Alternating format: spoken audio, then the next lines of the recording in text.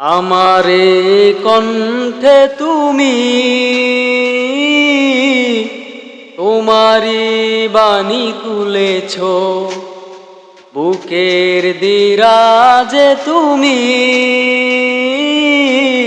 পুরাণের স্থান দিয়েছ।